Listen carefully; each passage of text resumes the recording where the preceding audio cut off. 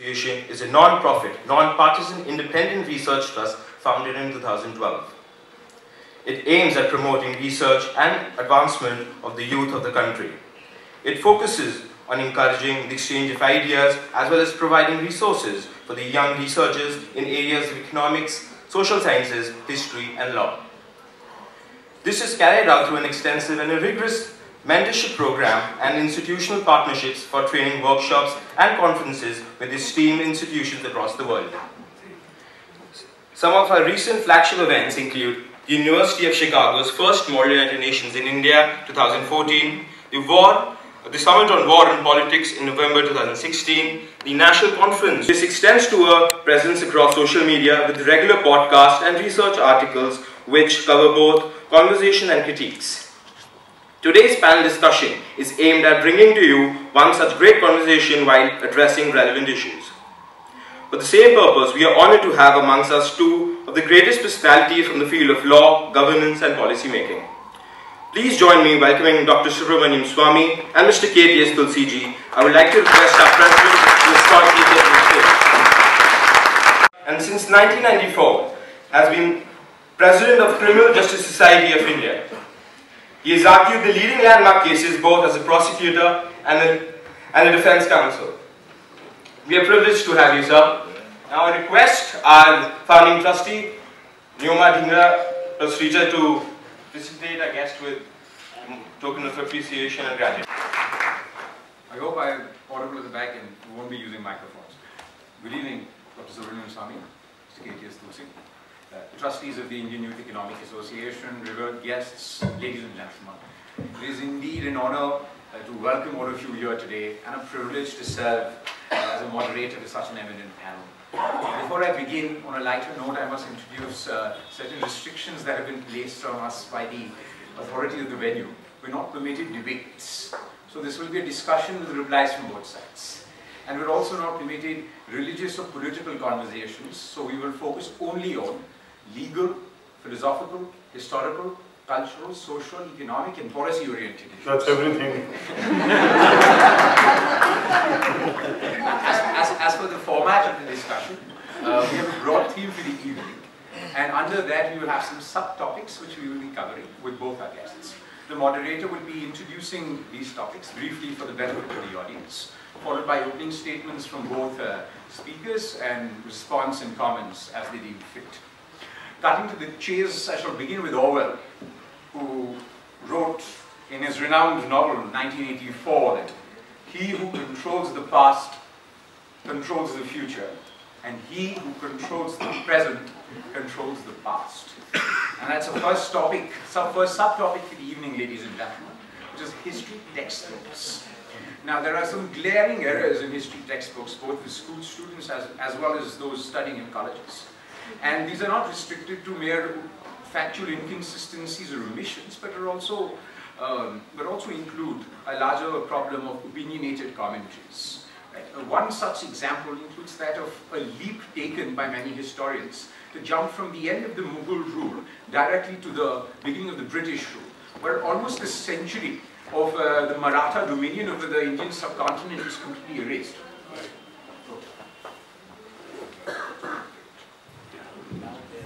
I'm told that there's a difficulty there. Yes. So, coming back to the Marathas, in fact, there is no mention of the Marathas even winning the first Anglo-Maratha war against the Brits. And the only mention that we have of the Maratha Empire or the Confederacy is towards the end of their peak when the Brits come in, when the British come in. And it is suggested that the Marathas were not able to fulfill their ambitions of having control over Delhi. That's the mere reference to perhaps the mightiest empire over or perhaps the only empire existing in the subcontinent over the course of the 18th century. Barring that, there is not much of a mention of regional empires or leaders in either medieval or modern history. However, this is restricted to the NCERT or the central boards. The state boards have taken a completely different picture. When in 2017, the Rajasthan board decided that it would be wise to teach students that it was Maharana Pratap who in fact defeated the Mughal emperor Akbar at the Battle of Haldighati. So it's both sides of the political spectrum in a sense, if I may be permitted to use that phrase. that have been sort of propagating a certain sense of history which is either incomplete or absolutely factually incorrect. Certainly the Indian nationalist movement and the narrative that's presented with respect to the same is absolutely incomplete. Well, certainly there's a focus on the moderates, but the likes of the HSRA, Chandrasekhar Azad, Shahid Bhagat Singh, are reduced to mere footnotes. Even Lokmanya Bal Gangadhar Tilak, who can very aptly be considered the father of the Indian nationalist movement, is somehow reduced to a mere image box, as students in NCERT history would know. Coming to a question of global history, before I bring in Dr. Swamy to present his first comments, two examples, and also because we've had this conversation earlier.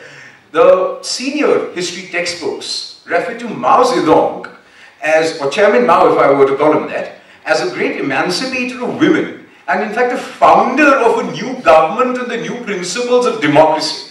Now this may seem to be a fantasy for anyone who's moved out of these history textbooks, but I assure you this is verbatim being taken down from the textbooks prescribed by the government. As far as the Russian chapter is concerned, that of Russian or the Soviet history, Joseph Stalin is merely painted as a strict ruler who would exile his opponents and had opposition within his own party. Needless to say, the last paragraph from the chapter in Russia says this was not real socialism, and it still has ardent followers across the globe. So undoubtedly there exists a very strong bias, and I would say on all sides of the spectrum. And I think to a certain extent the public intellectuals and intelligentsia, either historians or otherwise, must take part of the blame here.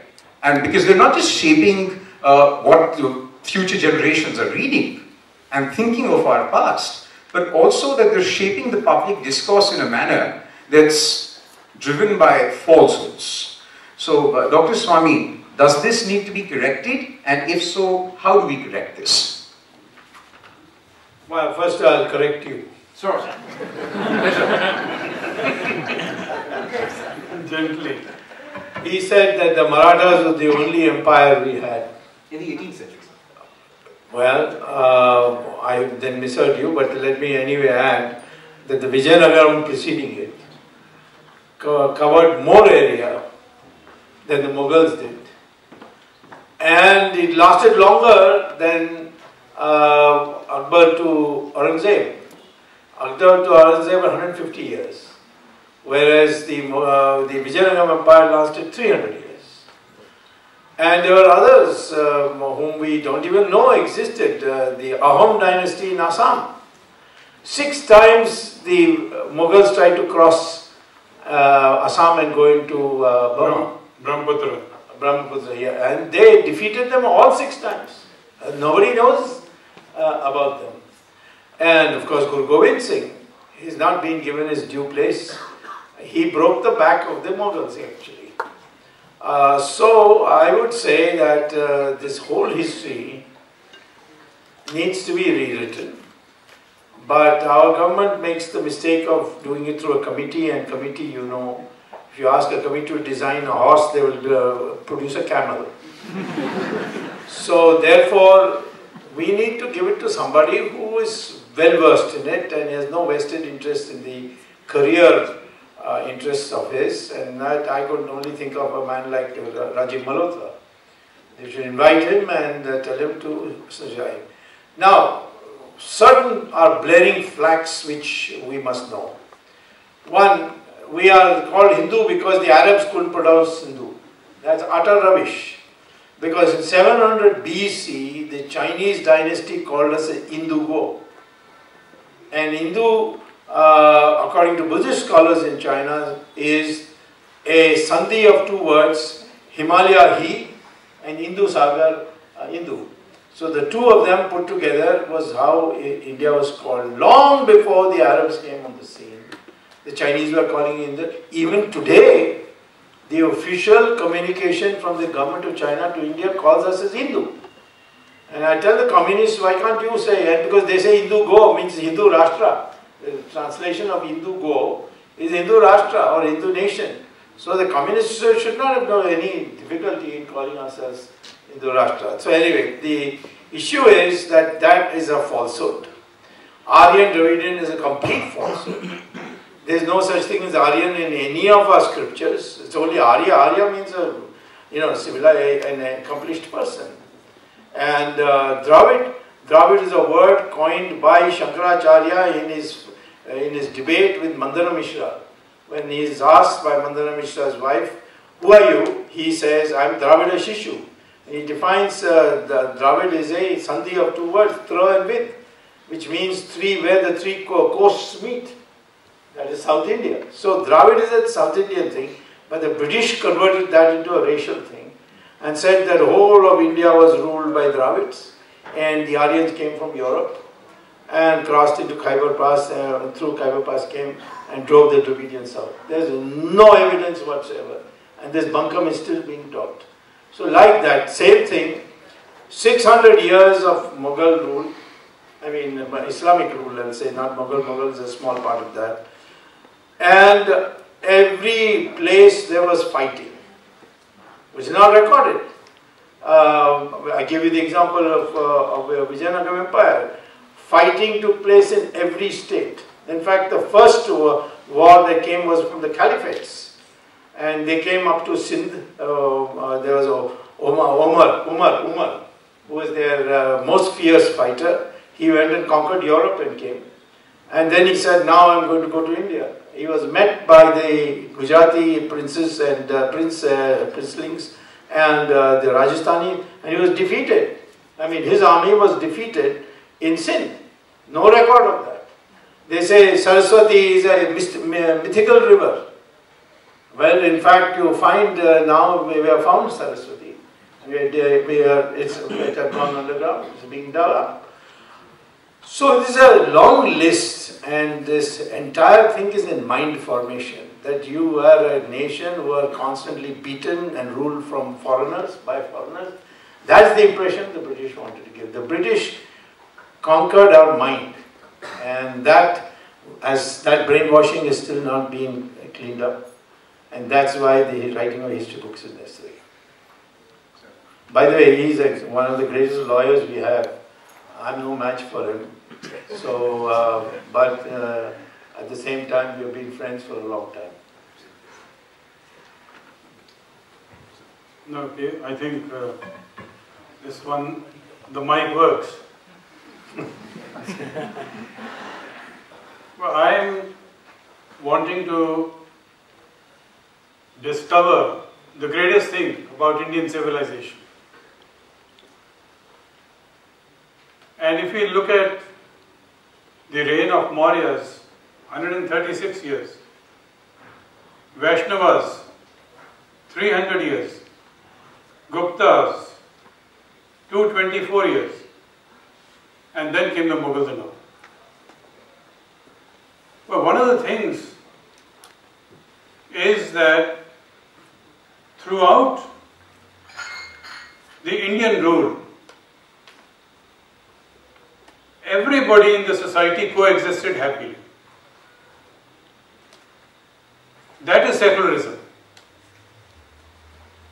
No religion was favored, no religion was disfavored, and everybody was treated equally. Every religion was respected. The aberration came with the Mughal rule or Islam rule. You see, it's at that time that Guru Nanak said, "I'm neither a Hindu nor a Muslim, na me Hindu na Musalman." Those are the first words he uttered after coming out from the river Bain, after he attained enlightenment. Guru Nanak said, "There is one God." This pluralist civilizational ethos, according to me, is the greatest thing. But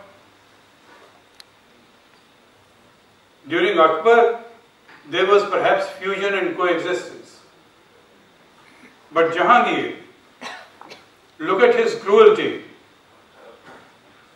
When Guru Arjan Dev was executed in the Lahore Killa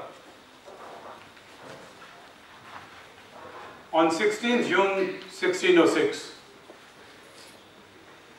It is Jahangir who had ordered that the 5th Sikh Guru be tortured and sentenced to death.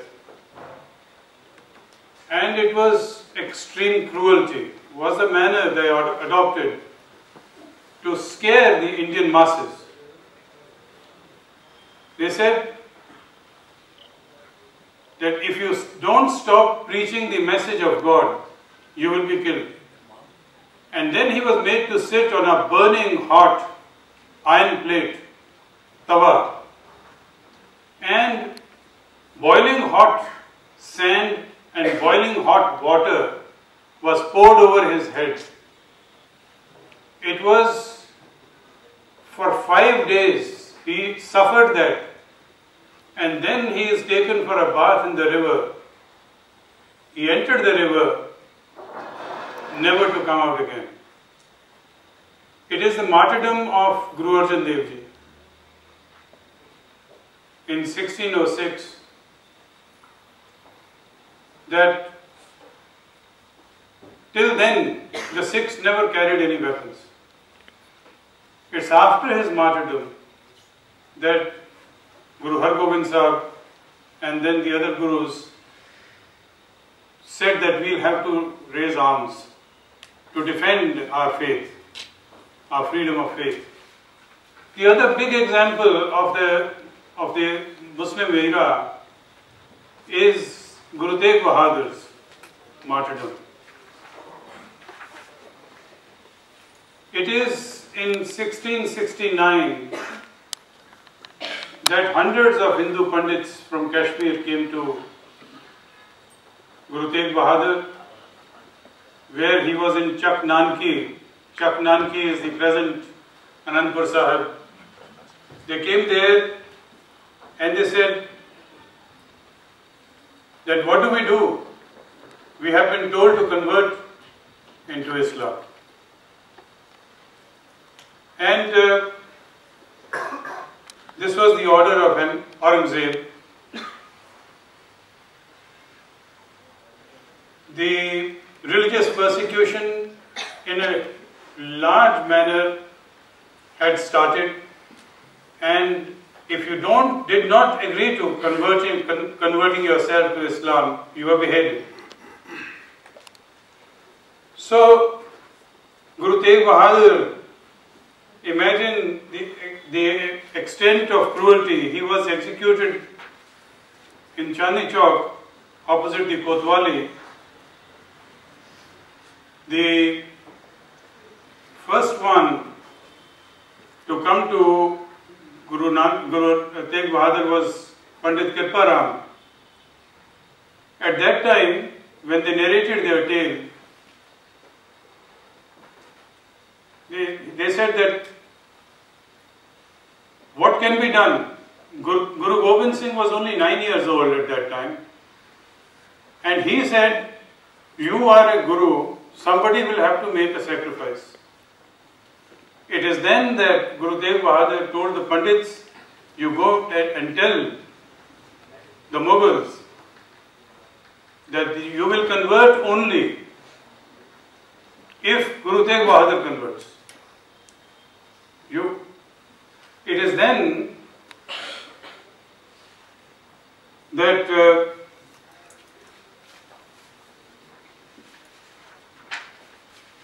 after the meeting,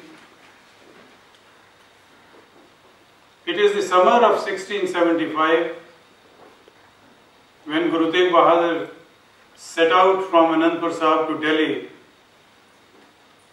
and he was kept chained and imprisoned in an iron cage in front of in the chowk of Chandni Chowk, and was tortured using most horrific. Bhai Dayal Singh was first of his companions who had come along with him, Bhai Dayal Das.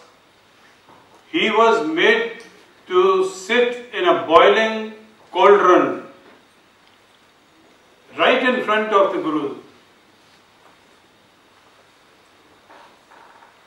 he died uttering Vaheguru. Then there was Bhai Mati Das, who had come with him. Bhai Mati Das was sawn into two, from head to. With a saw, he was cut up. And then Bhai Sati Das,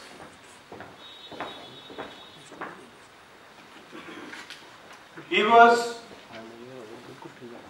wrapped up in a quilt, and they poured kerosene oil and burnt him right in front of him. And then Guru Tegh Bahadur was beheaded. At that time he only carried a slip of paper in a string on which it was written, "I gave my head, but not my faith." You see, so the true Indian civilization is about the freedom of faith. Does it have a future? The problem is, as a lawyer, I feel horrified by the manner in which people are being lynched.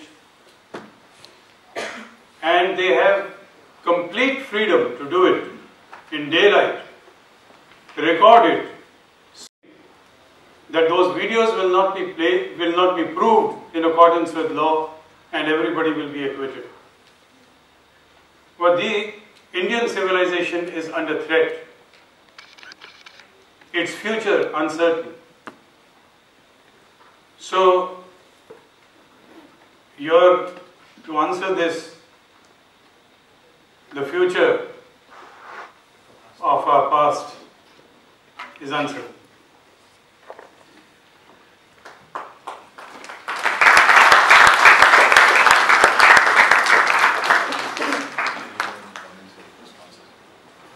Well, I don't disagree with him because he has put it in general terms. We have had many traditions, not only religious tolerance, but we have traditions of respecting Buddhists to Hinduism. Did it by a procedure in Sanskrit known as Shastrat, which means debate. And he used to challenge the prominent spokesmen of the prominent preachers of Buddhism and say, let's have a debate. If I win, you convert to my religion. If I lose, I'll convert to your religion. Like that, he went all over, right up to Kashmir. So, in every aspect, there was debate, there was discussion. We don't have one God, in the sense we have one Ishwar, but we have many manifestations of God. There's no requirement you have to read the book. There's no requirement that you have to believe the Pope or the equivalent in Islam, or that you have to read the book. So the freedom that the democracy that we enjoy today is actually that tradition. So that past is our future also. Now, the question is that what Tulsi referred to is, of course, something ghastly what is happening, that innocent people are caught, beaten up, strung up on a thing. It's something like the Ku Klux Klan that happened in the United States. But the problem is that the impression is left that there were no lynchings before, and that this seems to be state-directed. How people are acquitted in courts and so on, that every case one examines, you find invariably the evidence doesn't come forth. Either somebody is scared, whatever it is. These are imperfections of our society. But we are bound by the Constitution. And the Constitution is very clear. Article 25 is very clear. Article 19, freedom of expression, is very clear. But all of them are subject to reasonable restrictions. when there is forcible conversion, the Supreme Court is held in that 1977 Stanilos versus the state of Madhya Pradesh judgment, constitutional bench judgment, that inducement to convert is illegal and unconstitutional. Now, when that happens, the resistance that takes place sometimes takes this violent turns. Second, if you recite the stories of what happened to many of our gurus of the past, that itself is something that provokes people to say that such things should not happen. And those who are illiterate, uneducated, they convert this into a passion which has to be controlled. No question about it. But the past, bereft of everything else, has been glorious. We were the richest country till 1700. We had a religion which was the only religion which, a dominant religion, which only dominant religion, and its sister religions which are also born in this country, that all paths lead to God. There's no parallel in the two foreign religions we have, namely Islam and Christianity. They don't say that all religions lead to God. Ask them to say that all religions lead to God, they will not agree.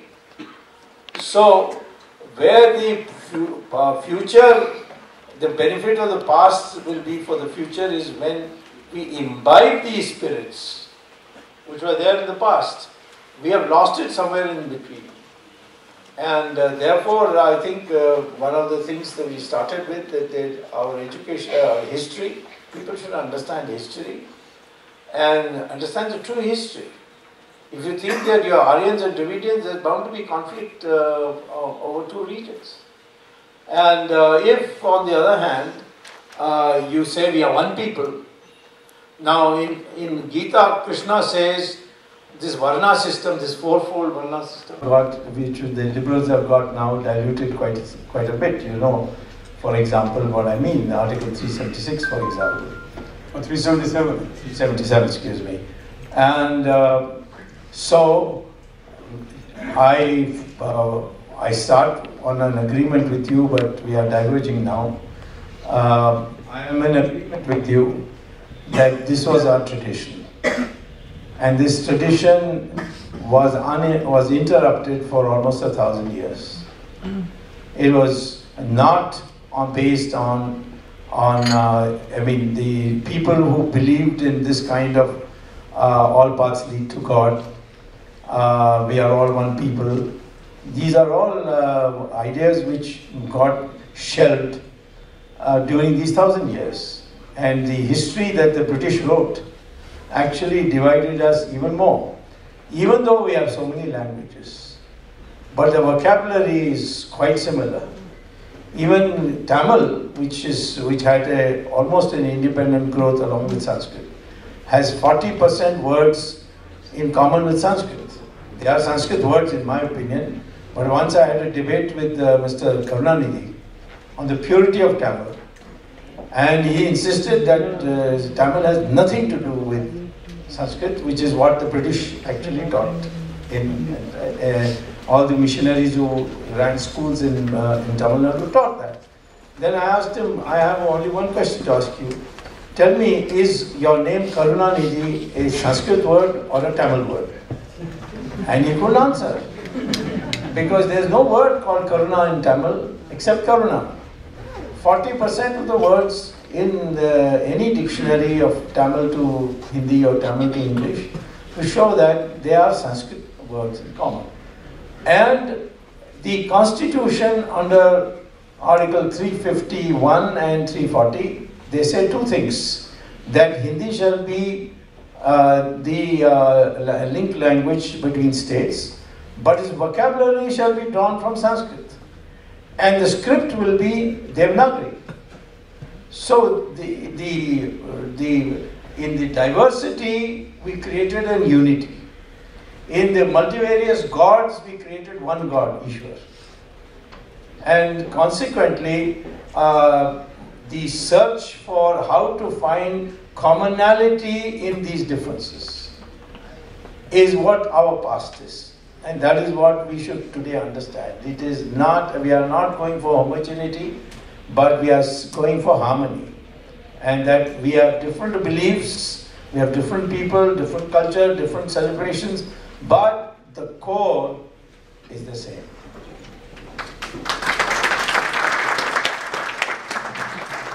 We both panelists have converged at a similar point, and that tempts me to move to the next topic, where I believe there is an even stronger convergence, and that topic is that of law.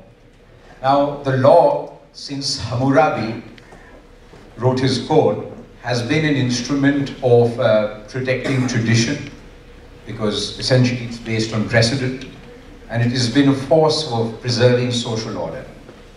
At the very same time, in the recent past, the law has also been a means to bring forth very rapid societal changes. On one hand, we have had recent judgments such as Navdeep Singh Johar, as mentioned by Sir, and Joseph Schein, dealing with the decriminalization for the non-black and white individuals in the audience. They deal with decriminalization of homosexuality and adultery. And at the same time, we've had judgments such as Subramanian, which don't just move towards a more progressive side, but also break away from a certain tradition. Now, there is no doubt that over the last few decades, the courts have been the harbingers of change for social policy. But if there's one thing that we can see from at least the last session, this last session of Parliament, I'm sitting amongst some of the tallest parliamentarians in this country. The original lawmaking power under the Constitution still lies with the legislature, and that was somehow reminded to us, at least in this last session. And so that gets me to the second part of my question. But for the first part, can the law, and I'll begin with K.T.S sir in this one, can the law be used as a means to balance both tradition and modernity? And if so, where do the scales tilt?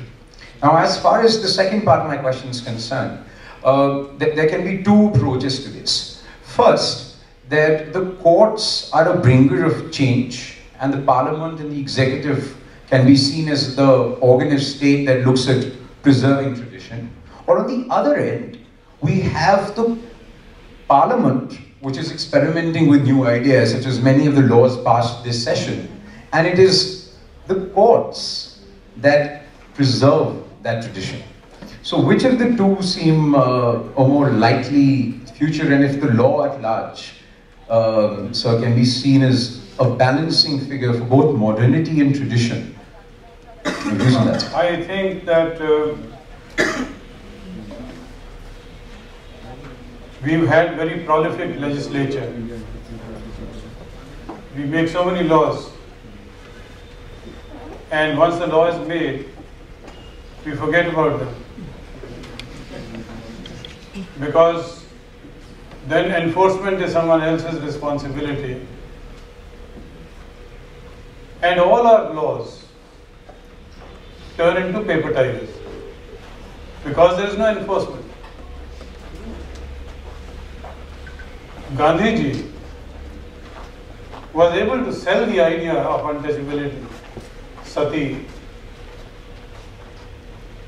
He demonstrated a person would carry a pot and lead the procession. Our politicians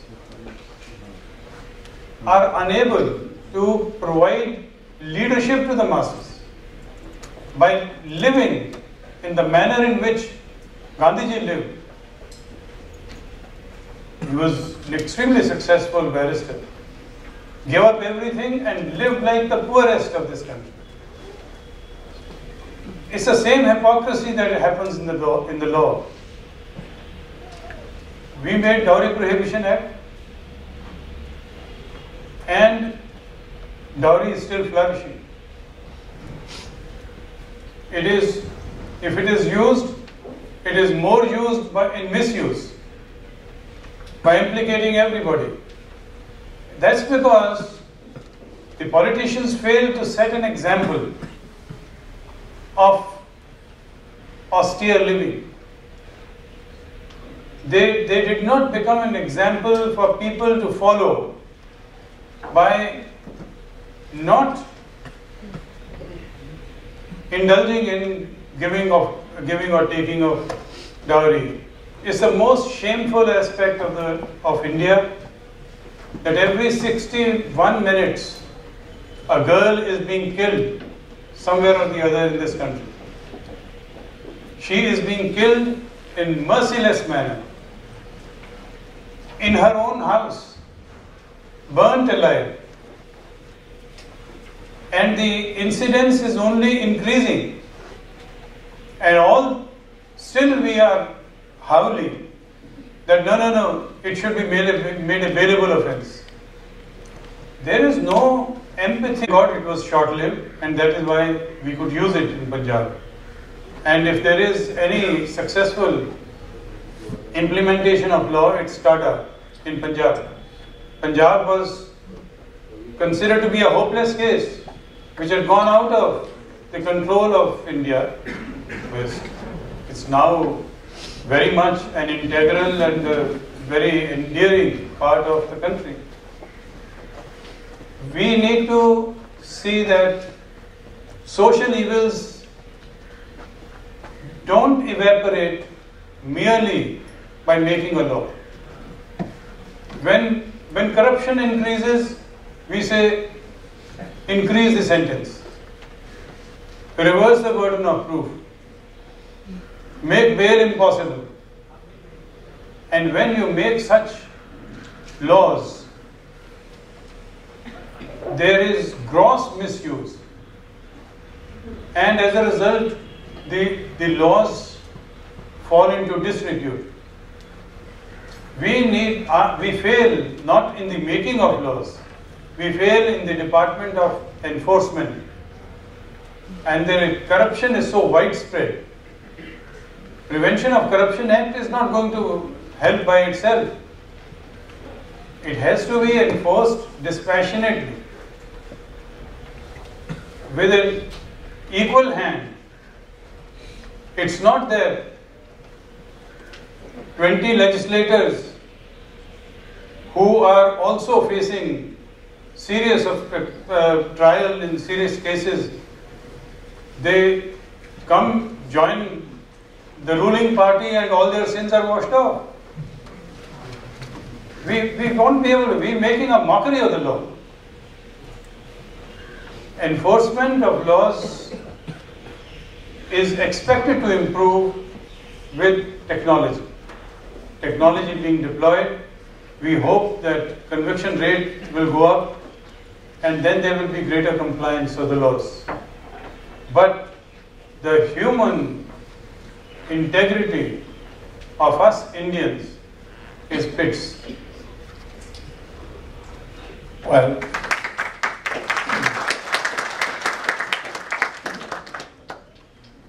let me go a little into the past and ask Mr. Tulsi, who by the way is one of the most upright lawyers that I know, and that's not saying anything small, it's a big thing to say. But Gandhi also was a lawyer, and he laid down some conditions, moral conditions for lawyers in accepting briefs. One of them, he said, is that if you are satisfied prima facie he is guilty, don't say he's innocent. Today, most of Tulsi's colleagues are defending the most corrupt.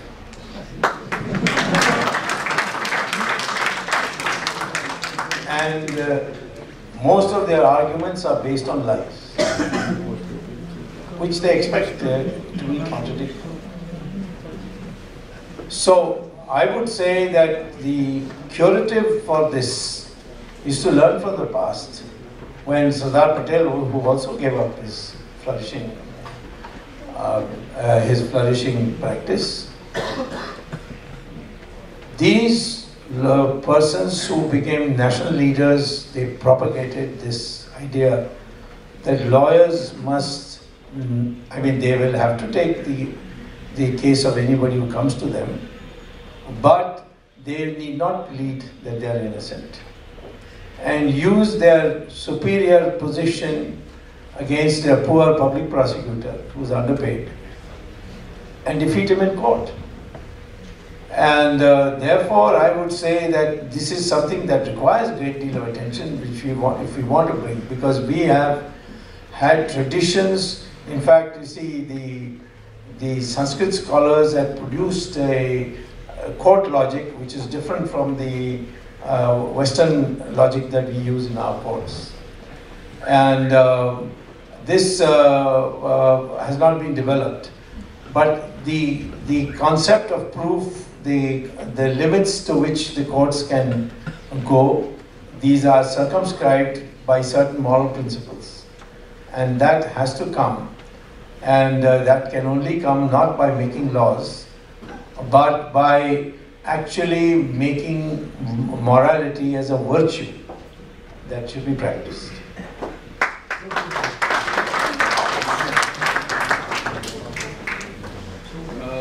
We agree.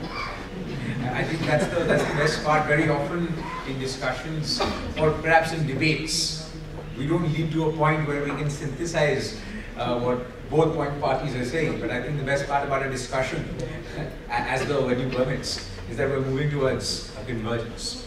And as Sir said, just as a summary of this part, there is a thinker, an essayist, Nassim Nicholas Taleb, who's written extensively on the law and on morality. He said, whereas the intention should be for the legal to converge into the moral, a chief peril of modernity has been that it is the moral that is unfortunately, if I may say so, is converging into the legal. And that somehow is one of the major changes that we've seen from a traditional sense of the law, which is more moral, versus towards a modern sense of law, which is legal, for the lack of a better phrase. We'll move to the next topic, or the next subtopic. But on this I want to say, it's a lawyer's moral obligation to defend anybody who comes, and whether he is guilty or innocent is not my job. It is for the judge to decide, but it is my moral obligation to defend him to the best of my ability. That's not what Gandhi said. Gandhi said, your prayer should be moral. If you know that your client has murdered, don't say he's innocent. I know of one prominent person who murdered his wife, but all of his lawyers are trying to make out that this is a vendetta. Well, I think you are smelling a rat where there is none. With your private permissions, if I could move to the next topic. Now, I want to say that this is our professional obligation, as noted the world over, where we have civilized jurisprudence. In that jurisprudence, they say that a lawyer is like a cab driver, and it's a cab rank rule. If a lawyer has put up his board outside and is practicing, he cannot say that I don't believe you. He cannot say that no, I will not do this case, but if you pay me double the amount, I will accept. No. Whatever is the normal fee, and if he can't pretend to be busy, he has to accept, just as a cabbie can't say that I will not go in that direction. See, this is the cab rank rule which is applied to the barristers in England, and that is what we have inherited in our Advocates Act. No, I am not talking about inheriting from the British. That would be the last thing I would want. It's not my past. My past would say a lawyer should ask his client, you can, if you trust me, tell me, did you commit this crime? And then redesign his defense in such a way that he is not made to suffer more than for the crime that he committed. But the moment you start, you're using your brilliance to allow people to escape because you didn't have evidence or you bribed the witness or whatever, then the word gets around that big guys cannot be prosecuted. This law is up for sale. Those who have money can get away, and those who are poor will have to suffer. This is the present civil society.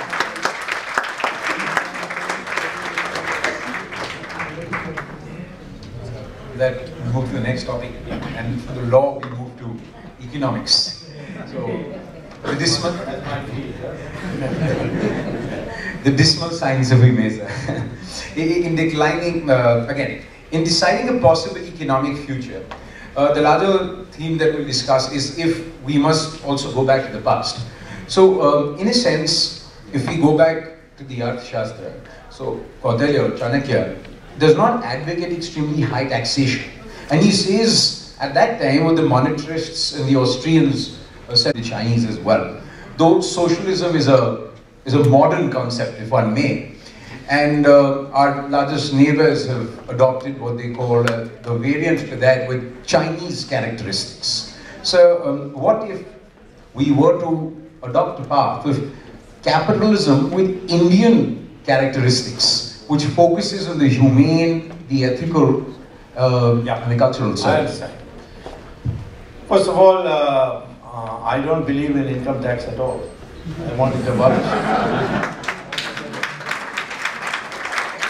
I think it's an out-of-date tax, and you can get by auctioning 2G spectrum, you can get more money than you can get from income tax. So you should now look for new ways to raise resources by the government. Anyway, first of all, China has given up completely socialism. They talk like we have in our constitution also the preamble, socialism. We are not socialists. What they have is a rigid communist political system with a almost free enterprise economic system. And they've made a lot of progress, but then they're also into a lot of problems because they didn't look at the minus side of that system. In our country, if you go back to whether it's Chanakya or whether you want to go to Yajnavalkya, you can go to the Shastras, one thing that comes out very clearly, that the highest social status is not enjoyed by those who have wealth, but who have actually sacrificed all that. So the Jnani and the Tyagi is at the highest. I remember when I was a student, when I went to get my PhD before I started teaching at Harvard, my classmates, the American classmates, used to ask me, how is it that you Indians follow a man who is not properly dressed? They thought that Mahatma Gandhi was half naked. And he is going around like this and you are all following him. They didn't realize that that represents sacrifice. And that was the value at the highest. The people who had wealth had no status unless excess wealth they put for the society. So you bring that Indian culture or Hindu culture, whatever you want to call it, back, where you don't admire a man for being the richest, or you don't bow before a man who's there, but the man who has made the maximum sacrifice and worked for society like Mahatma Gandhi did or Sardar Patel did, then you will see that economy will grow, and not only grow, because flaunting your wealth is not a value, people will save more. As it is, India has the highest household savings rate in the world. Our household saves 30% of 30% of the 35% of total savings in the country. And that's a huge percentage. China, it's only 15%. United States is minus because everything is on credit. So they are always in the minus. So this cultural value is why we were able to build society, we were able to become the leading country in the world for so many centuries. I would only like to narrate one thing. When Dr. Manmohan Singh was to present his budget, first budget, he said that I propose to reduce the taxes by 50%, by half, and I will double the collection. So in the Lok Sabha, everybody said that Sardar Sahab may be a great economist, but he doesn't know his maths. By when he concluded कि सरफरोशी की तमन्ना हमारे दिल में, within the very first year, the collections had doubled. And what is going to happen with 42% tax? We are paying tax at every step, and then whatever is left of that, 42% will go to the state, which means 80% actually is going to go in taxes. This is not a civilized system. You're making everybody a criminal. I only hope that now they say they'll review it after 2 years.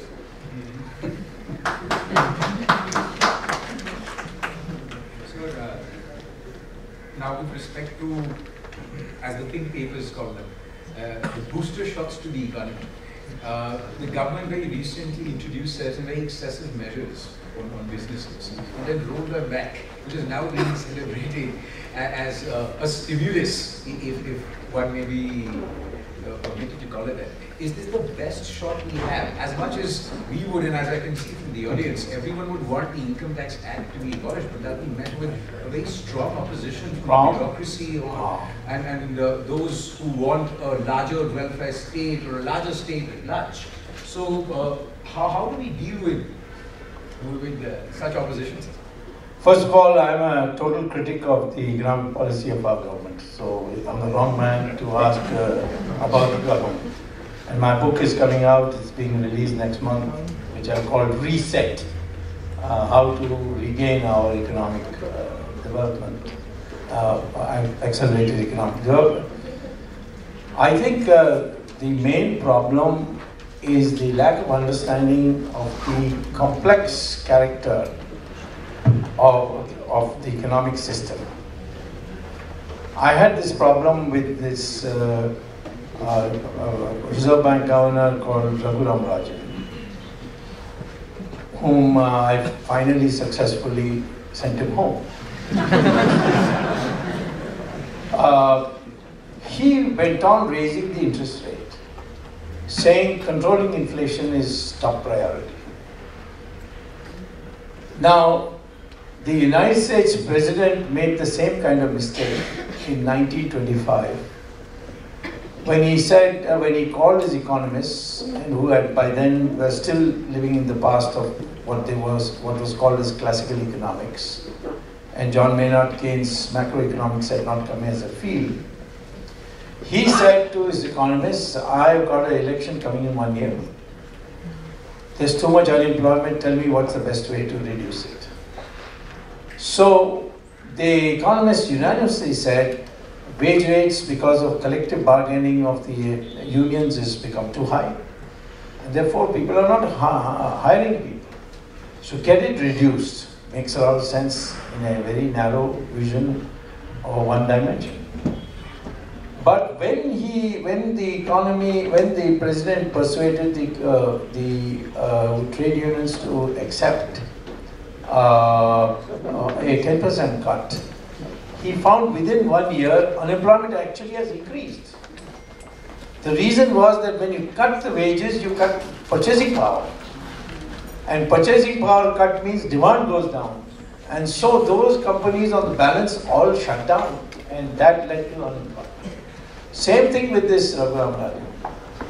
he kept on raising interest rates, and the small and medium industries started collapsing because their cost of capital started rising. And therefore, that caused, today they are all gloating in the opposition that this is the highest unemployment ever. It is created by the man whom they donated to us and we foolishly accepted. So that is Mr. Raghuram Rajan. He was the find of the Congress Party, and he is the one who created this situation where we have now tremendous unemployment. He told a friend of mine to tell me that the only way he knows of how to control inflation is by raising interest rates, because he's not an economist. So he didn't know macroeconomics. So he told him to tell me. So I told him, please tell him that I know a doctor who thinks the only way to bring down the temperature of a patient is to kill him. The temperature will definitely come down. So that is the main problem today, because neither the present finance minister nor the prime minister knows anything of macroeconomics. And the other people who know macroeconomics in the government, they are too scared to tell like it is. And as a consequence, the only way I think we can get improvement is if Mr. Modi reads my book. And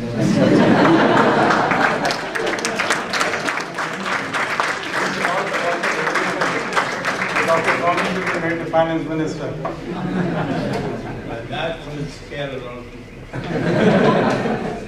I'm sure there are a lot of people who will also be really happy. Of course, Bombay will be very happy.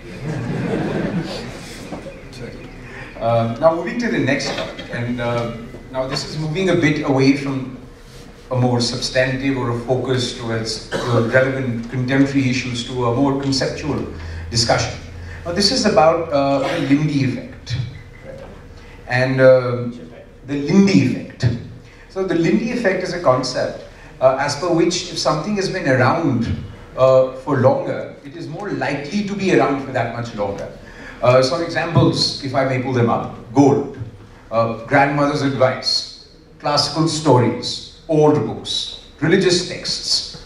So, if I would take a prime example, the Bible, for example, or the Gita, or the Granths, because they've been around for about 1,000 years, or in some cases even longer, it is likely that if we were to make a list of books that would survive the next 2 or 3 millennia, then these books would top the charts. Versus where a book that has come out, let's say last year or last decade, is not as likely to survive or has have as long survivability as these ancient texts.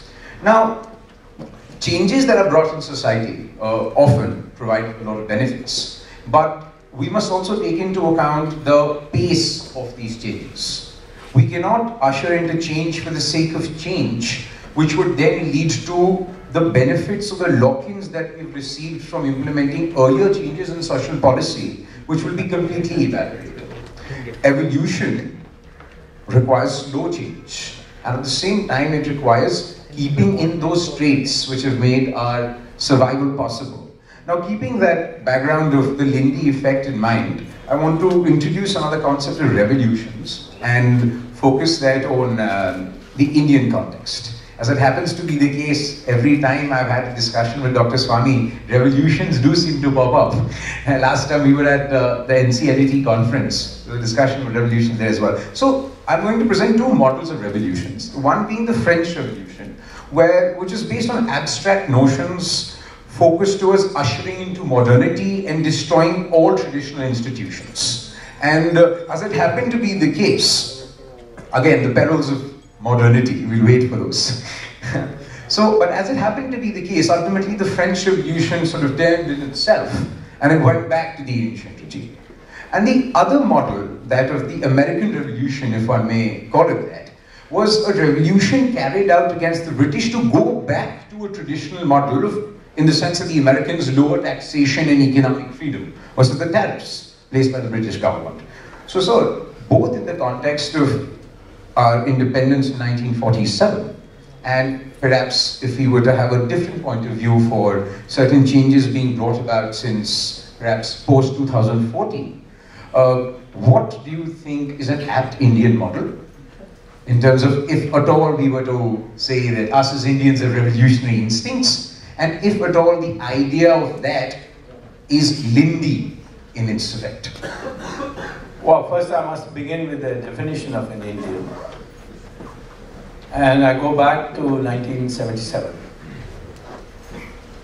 In 1977, Mrs. Gandhi couldn't catch me, even though she had put 18 cases on my head and declared me a proclaimed offender, and I was told she even had asked the Interpol to look for me.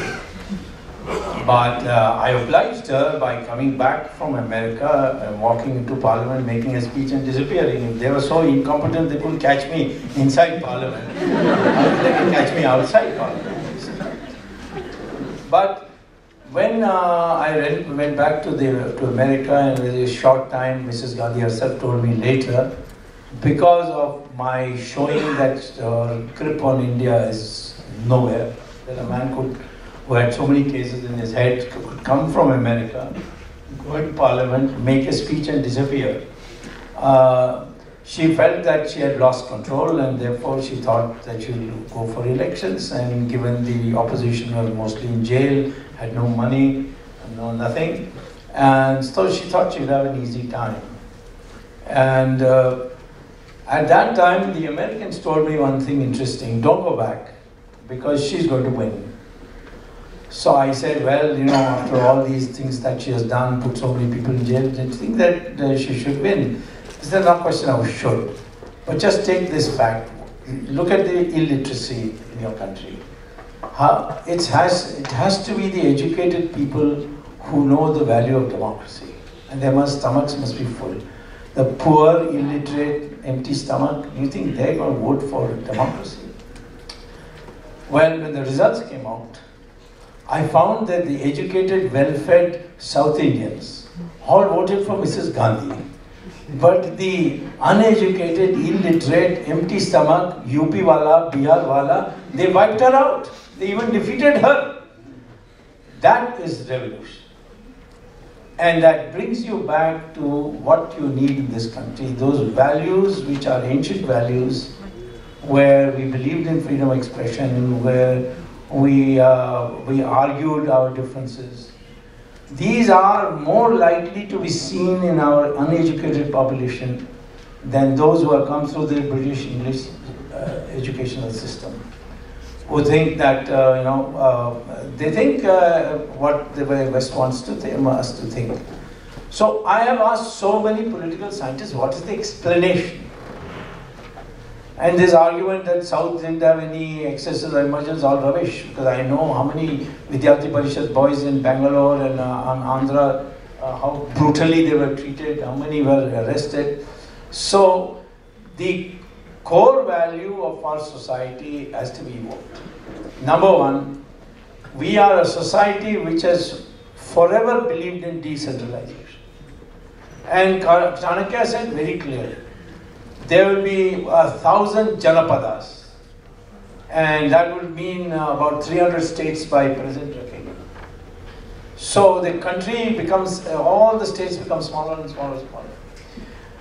Second, he said that except the time of war, we will not unite. Everybody can, every Dhanapada can take any decision. Now, you know that in Mahabharata, all the kings from all over India came. And they took sides. Somebody on the side of Kauravas, someone's the side of the Pandavas.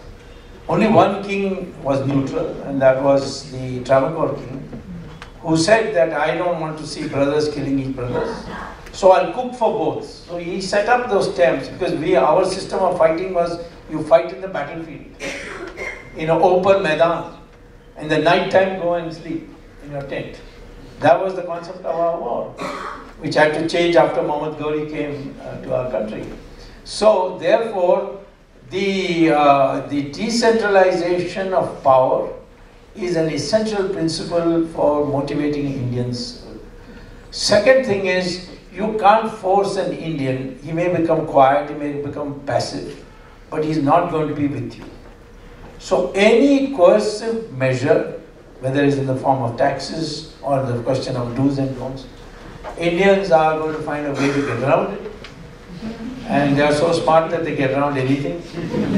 In demonetization, I mean, more money has come into the Reserve Bank than was demonetized. How do you explain? And in fact, I had suggested at that time when demonetization was announced, Sri Ravi Shankar came to me saying the Prime Minister wants to know whether you have any suggestions on that. I don't know why the Prime Minister is shy to ask me. But I said, let him declare that anyone who comes and deposits in his own bank, make everybody deposit his cash in his own bank, and honestly declare which of it is unaccounted. And the government will take away 20% of that. They will allow you to take 30% in new cash, new notes. And the remaining 50% will be kept in 5-year fixed deposit at 2% interest. So this would work. So Prime Minister, according to Mr. Ravi Shankar, was impressed and he had sent it to the Finance Ministry. Now, Finance Ministry sees my name, Subramanian Swamy. Some people used to see red immediately. And that Finance Minister changed my 20% to 50%. That the government will take away 50%. Now, bank employees were offering 15% and said, you don't have to come to the bank. We will see that money is reached your house. I know a large number of politicians who use that. And they reconverted all their money. And why has more money come into Reserve Bank than it was printed by them? Because all the counterfeit notes of Pakistan were also fed into the system and they got new notes which are legitimate. So Pakistan for counterfeit notes have now been legitimized. So this is the system will never work in India unless you give incentives. So the core point I would say is everywhere search for incentives. If you save money, then facilitate it. If you earn more, don't go on this progressive idea, because the rich people know that the taxman is underpaid, so they will bribe him, and they will in fact get a certificate from him that that year they received no money. In fact, the first year in which Dhirubhai Ambani paid income tax was 1996. Till time when everything was, and it's not only him. The annual income declared by G.D. Birla was only 18,000 rupees. Because you have all these exemptions, multivarious. So I am saying simplify the system and say, I personally feel in today's system, you must abolish income tax and reduce the number of excise tax items from the present 4,700 to just 22. Why? Because if you rank these commodities by contribution to revenue, the first 22 give you 95% of the excise revenue you get, and the rest give you the remaining 5%. So remove it from all that, and prices will come down. So these kinds of approaches only, not by force, and not by making people feel guilty, not by taxing super riches. This is you will get. And that lesson has still not dawned on our politicians. I must say one thing, Mr. Narasimha Rao liberalized. He said, in one blow he removed all quotas and licenses. People said we'll collapse. I know very well because I had a minister rank position in his government too. And people were telling him, what are you doing?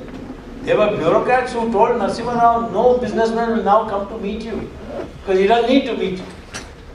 But what did we find? The growth rate, which for 40 years was an average of 3.5% per year, rose to 8% within 5 years. That's the essential characteristic of the Indian.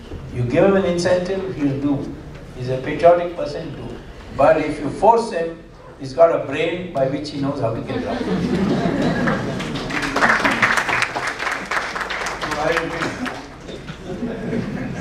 go on to the next topic.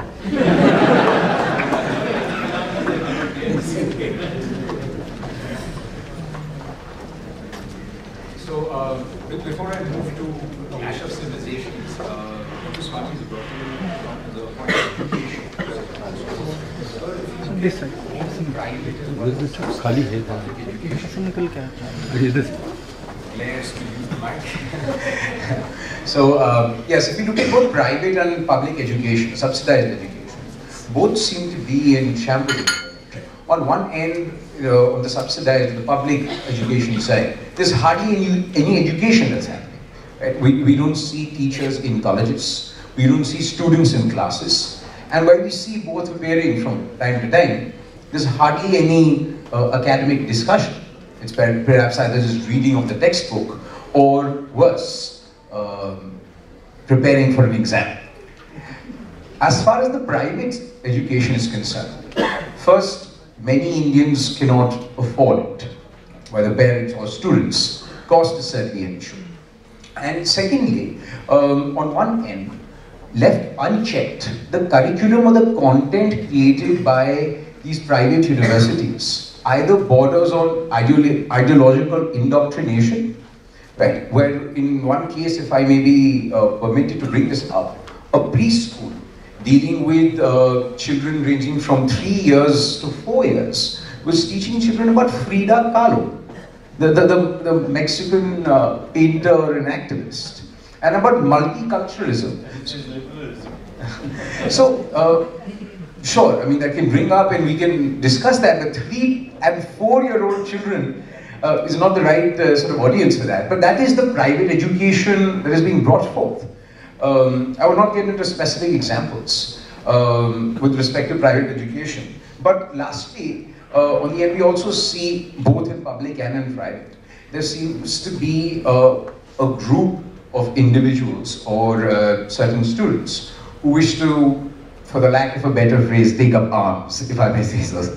And that is being, in a sense, in many institutions, also pushed forth by the faculty. Many faculty members support, well, one is entitled to their views, but perhaps the demolishing of the Indian state or the breaking up of it in smaller parts, or to support terrorist activities or those who've been convicted, and in fact going to the extent of indulging in contempt of court, saying court orders result in or are equivalent to what has been termed as judicial killings.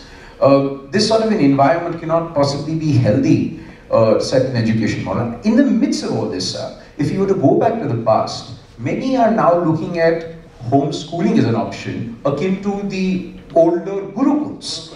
And while some may say that cost is an issue there, perhaps it's an effort that's required from most parents. Do you think this is a practical alternative, sir?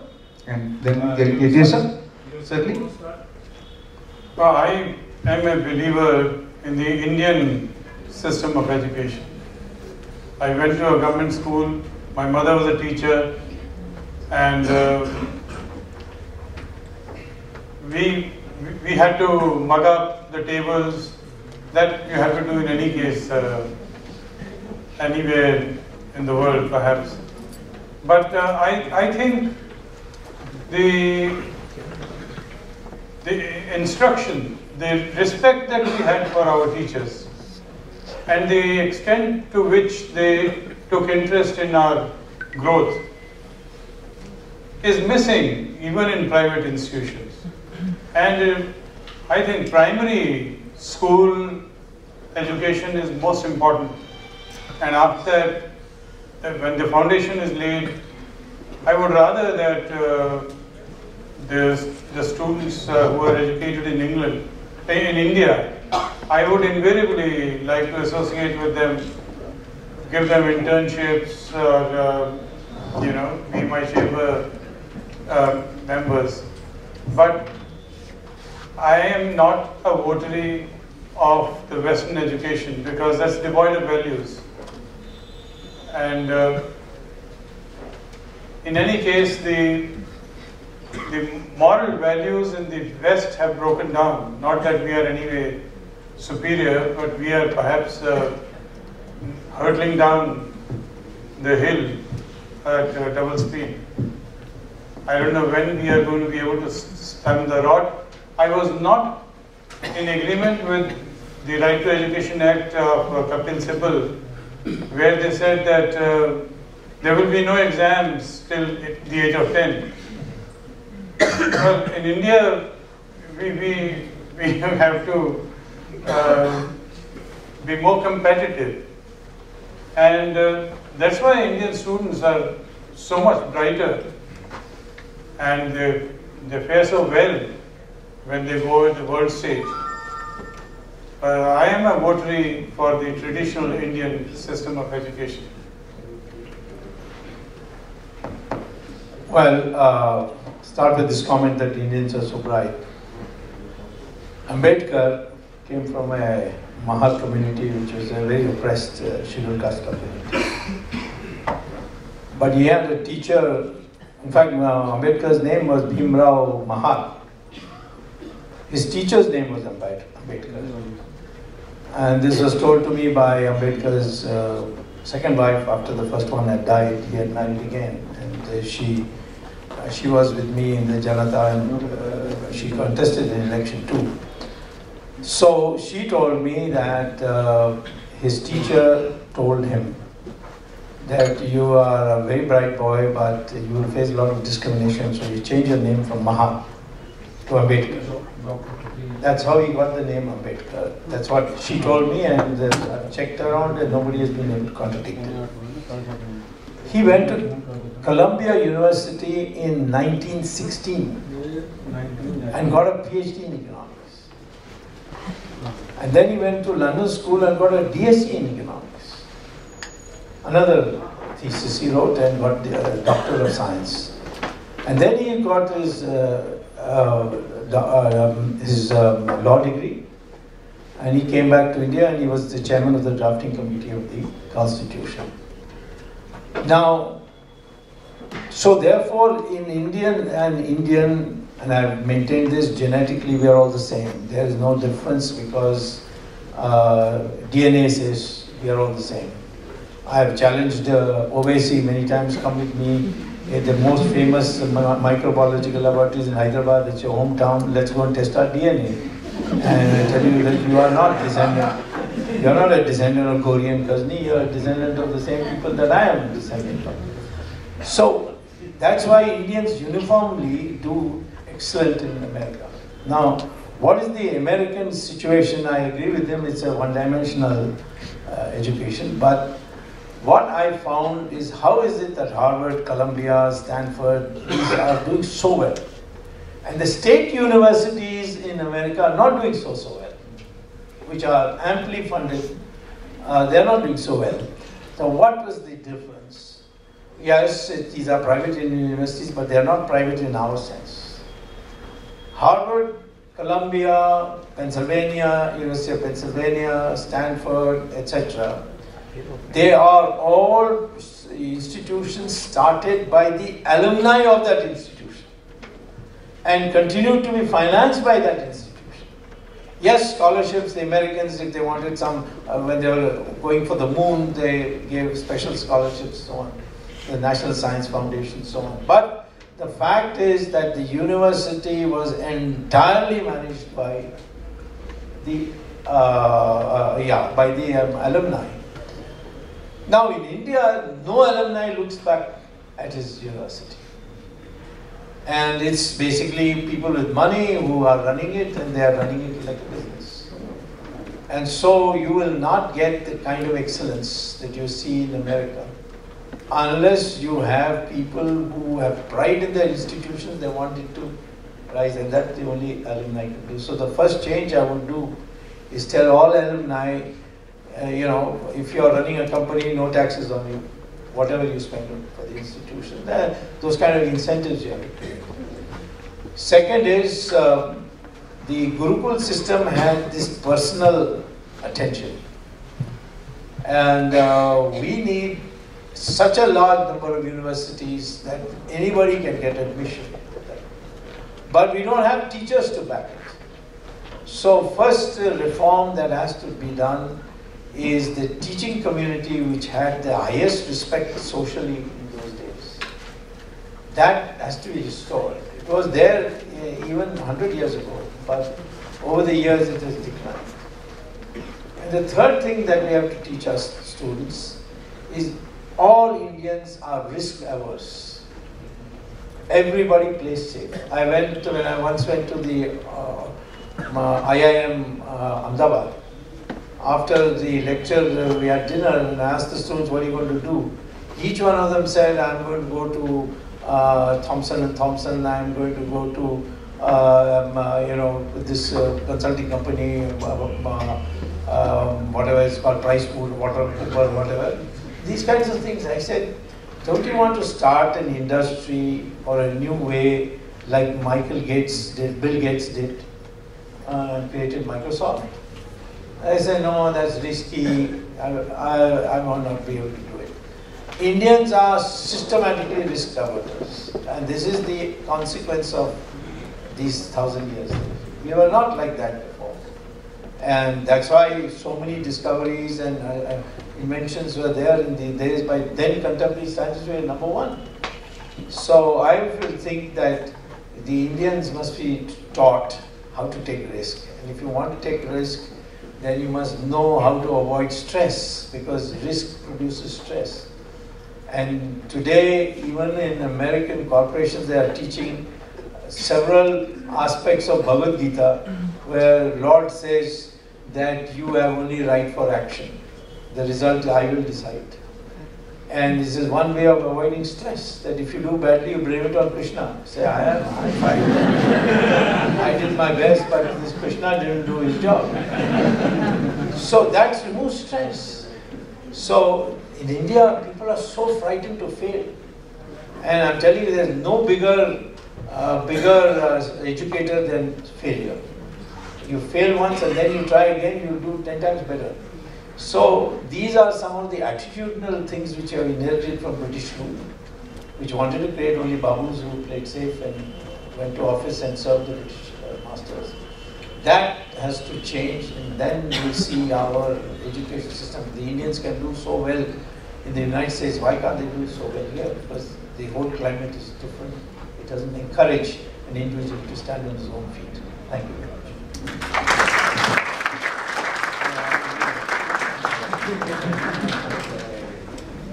So we move to the next topic, that is the clash of civilizations. So originally it was Francis Fukuyama who, after the end of the Cold War and the dissolution of the Soviet Union, wrote The End of History, where he argued that now essentially conflict in history had come to an end, and the liberal, westernized style of democracy would spread across the world and all will be hunky-dory. Versus, as a response to that, his colleague Samuel Huntington first wrote the article, Clash of Civilizations, where he argued that, just as in the past, future conflicts will be driven not by ideology, communists versus democracies, but in fact by culture and cultural configurations across the world. So he divided the world up into different civilizations.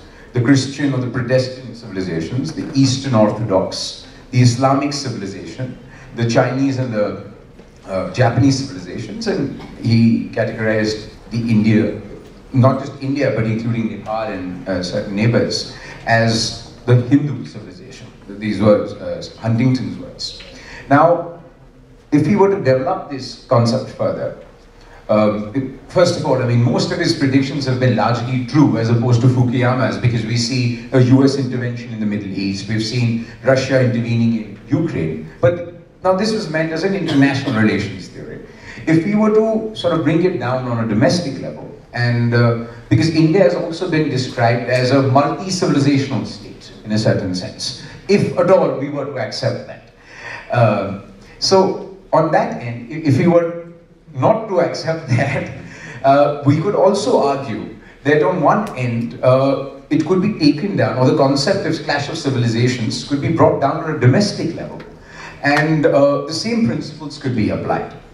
So the question here largely, sir, is, and I think it's a fitting end from where we began, is if the idea of India, Bharat, that is India, and India, that is Bharat, if first of all it would survive such a clash of civilizations, and if it would, what would be a possible future or a basis on which it would then stand?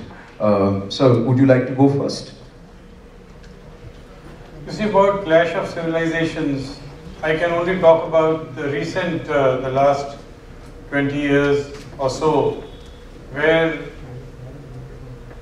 it was Afghanistan was already a trigger, and then came Iraq. Despite the fact that no weapons of mass destruction were found and the inspectors were still there on the ground, yet the US attacked.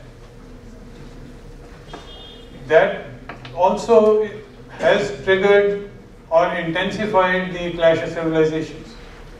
Today, Islam versus rest seems to be the configuration of world forces, and Islam is also a deadly opposition for the rest of the forces. Even if they unite, it's not going to be easy, but I think future wars are not going to be on ethnic lines. It is going to be over water.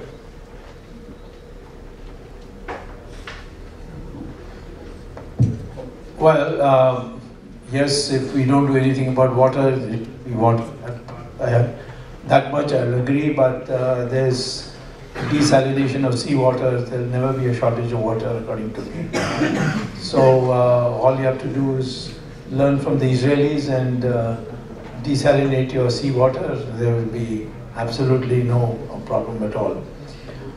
But on the broader question,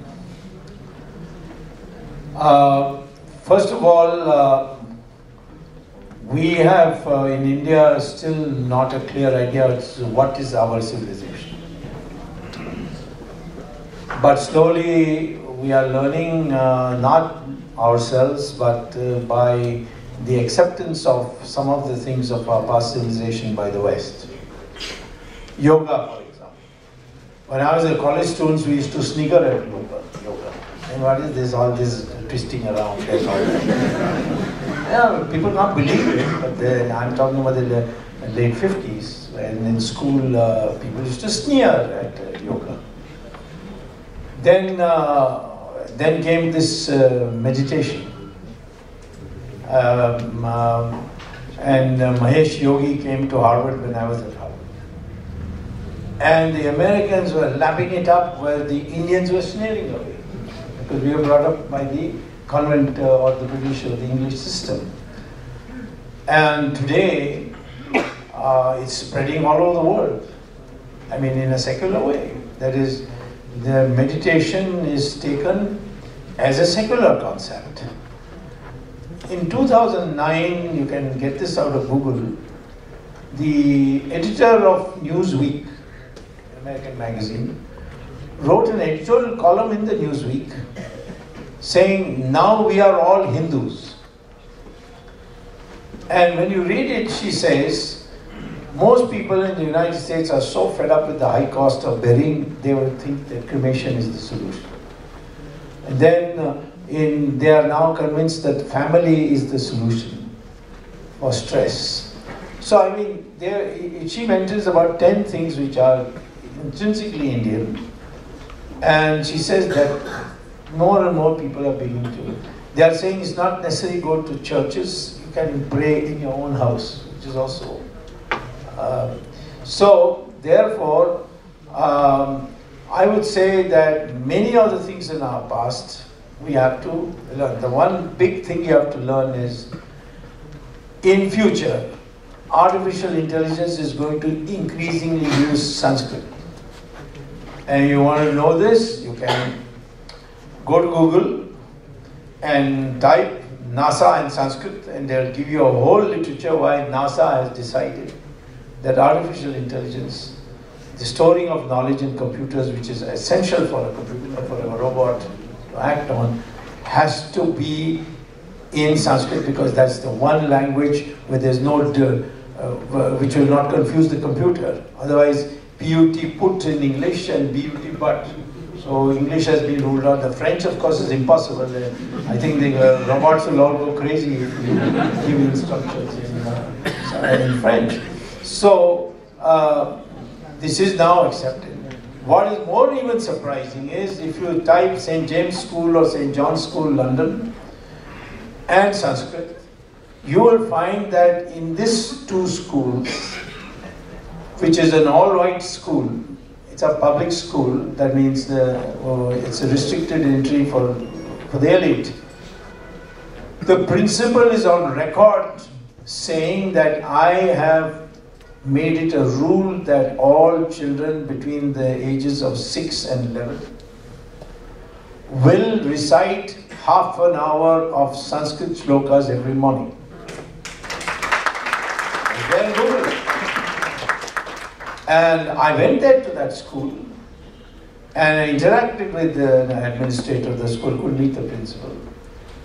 And I said, how is this possible when you're a pure, aristocratic English school? He said that we have come to the conclusion, the principal has come to a conclusion, that brain development is maximum if children between the ages of 6 and 11 recite for half an hour every day Sanskrit shlokas. Now that's there in our own, if you see some of the bhashyas that have been written by our sadhus and sannyasis, is there.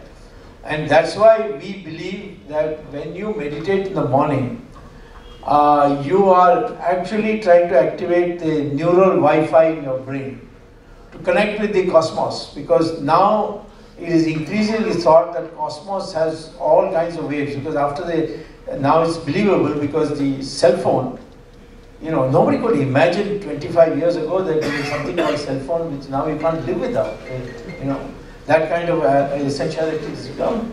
But the concept that you can sit and dial any part of the world from something you take out from your pocket, this is because of the fact that people didn't realize what wireless communication means. Now, according to our rishis, why we meditate at 4 a.m. at the Brahma Muhurta is because if you meditate, you get a connection with your brain to this cosmos, and all knowledge is in form of waves in the cosmos, the Brahmand as we call it. And if you can develop that, you will be able to solve any problem, you will be able to overcome any difficult issues. And that is something that now the West is examining. They have not yet accepted it, but is examining. So there are a lot of things of our past which need to be taught today in our schools. And our schools, these are all so many interconnected, the status of teachers is very poor.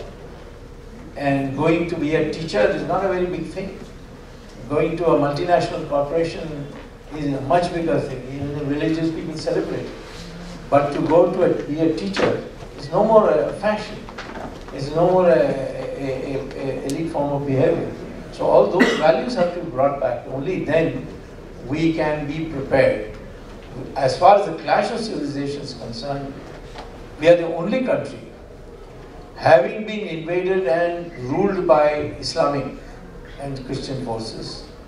We have not converted 100%. Iran was 100% Zoroastrian, Islam invaded, and in a very short period, they all became Muslims. Mesopotamia, Babylon, in 17 years, 100% Muslim. Even France and Germany? At one stage, when Omar was there. Egypt, 21 years. Europe became Christian in 50 years. But here you had 600 years of Islamic rule, 200 years of indirect Christian rule, and you are still such a huge percentage as Hindus. And this is because the Hindus were able to communicate amongst themselves without the official machinery. And that communication system came through, even though we had so many different languages. A few of us going from one part of India to another part of India. Why? Can you see in any other country the way we have sannyasis in every district? You know, anyone who wears a Bhagwa Kapda, I mean, tomorrow I have the name Swamy, if I wear a Bhagwa Kapda, people will start putting money here, you know.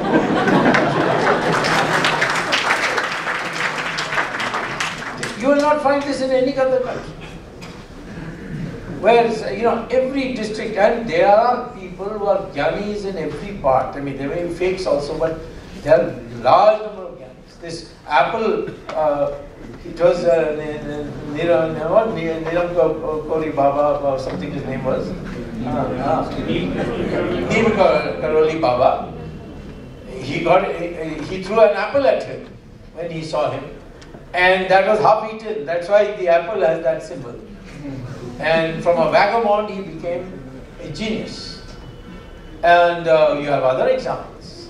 The film actress Julia Roberts, she came here and she was a very unhappy woman, went back as a very happy woman and converted. And she's now practicing, preaching Hinduism in the United States. So I am saying that these are the things that have to be discovered. I don't want us to become fanatics, because that would be inconsistent with Hindu thought. Because when we say all religions lead to God, or this is also okay, this is also okay, you can't be a fanatic and saying there's only one way, that's my way. You don't know which way is your way.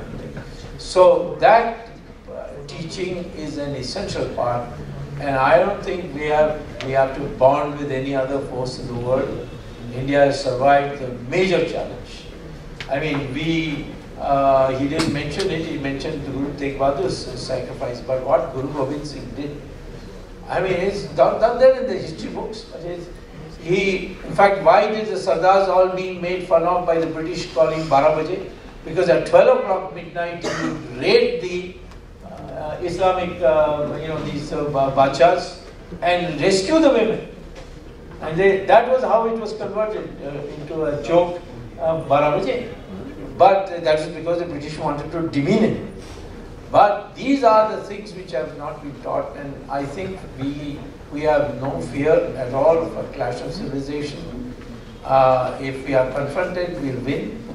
And we have testimony to prove that without firing a single bullet, the whole of Indonesia became Hinduized. So Cambodia, Vietnam, you can go and see them. Even in China, you can see large number of places where they say Bodhi Dharma came here, this man came here, that man came here, and the institutions established there. So India just requires a renaissance, and the renaissance is that we are one people, and all these divisions are based on an ad hoc principle, as Krishna says, it's based on your gunas. It's got nothing to do with birth. Nobody is any different when he's born. It's only the line he takes. That's what has to be taught.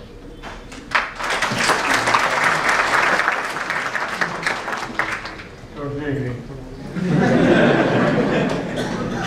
So I'm told that we do have some time for questions.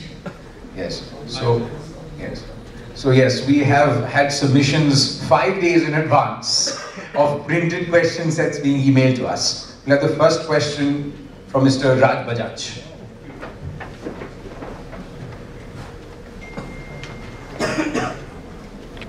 Good evening and namaste. On?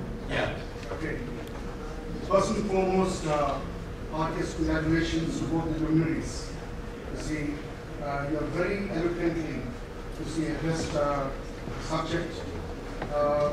And I'm taking off as late as from the ramparts of the Red Fort. Having said that, the industry currently faces a huge challenge and impediment.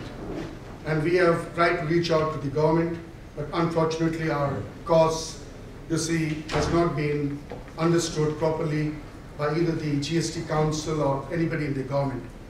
You, with your kind of stature, and you champion the voice in the parliament as well.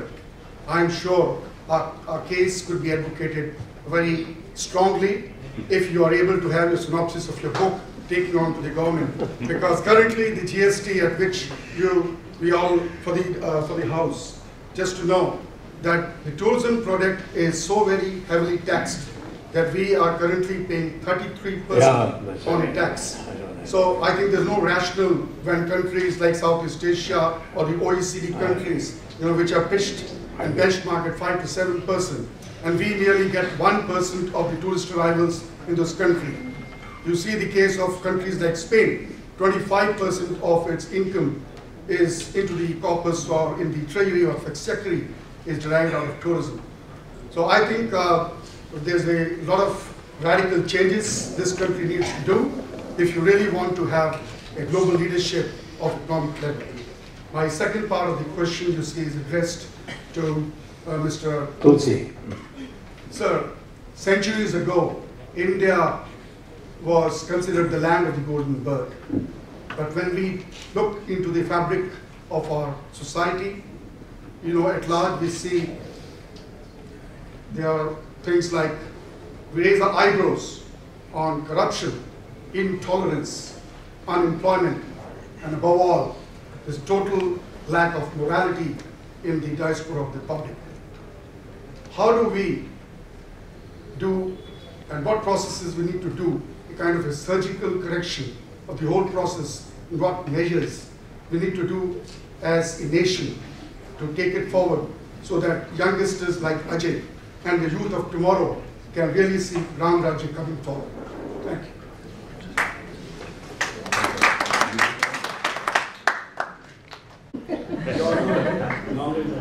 Long one is it's very hard struggle because I'm working on so many different fields, and I can't take time off from that. Ram Mandir, of course, Ram Mandir, I think by October end we'll have it. That's not a problem.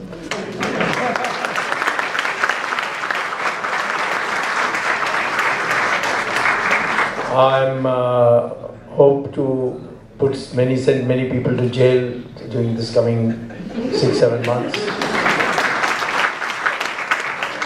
On one condition, that Tulsi doesn't take up their case.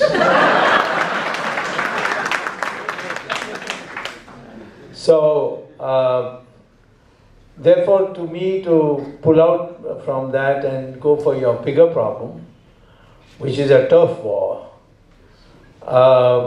I think the short answer is the better one, that you go meet the Prime Minister and tell him to make me Finance Minister. I'll do it to my own hand. And how do we do that? Just go and get out him.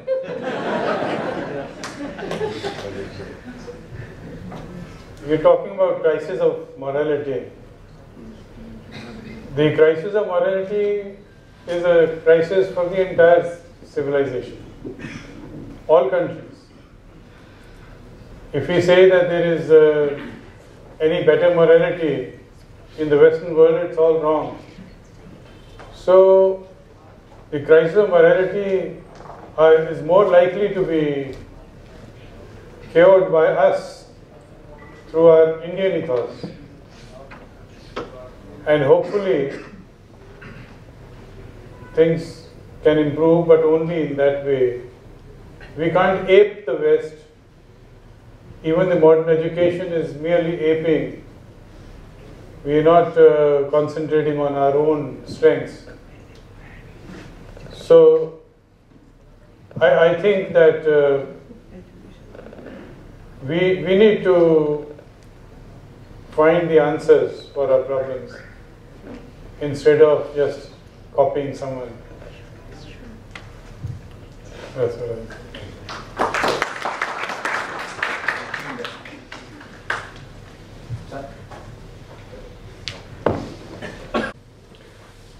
It has been a fantastic, thought-provoking discussion.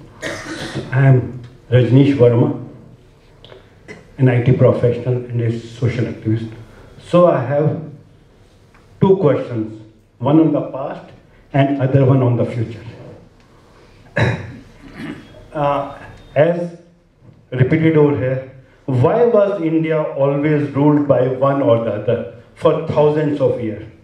What was the main cause for that or reason? That was for the past and for the future. What can be done or should be done so that we are not a slave again? That's the second question, is it? Yeah. Second question. First of all, you are misinformed. We were not ruled for thousands of years. We were ruled from 1192 is when Muhammad Ghori was crowned in Delhi. And the last battle the Mughals fought was 1795 in Pune. That would make it about 600 years. Okay, so, and during these 600 years, the territory covered by Mughals was not all India. For instance, the entire south, there were no Mughals. For a long part of the period, it was the Cholas, the Pandyas, and the Vijayanagar. In northeast, there were no Mughals. The Ahom dynasty smashed them each time they came. Same thing with Orissa.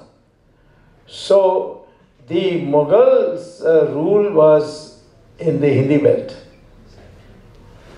And not all of India. There was only one king, or Mughal monarch or Mughal Badshah, who wanted to conquer India. That was Aurangzeb. He went and sat in the Deccan and never came back. He died there and he's buried there. So, this history is taught, what you told me is what is taught.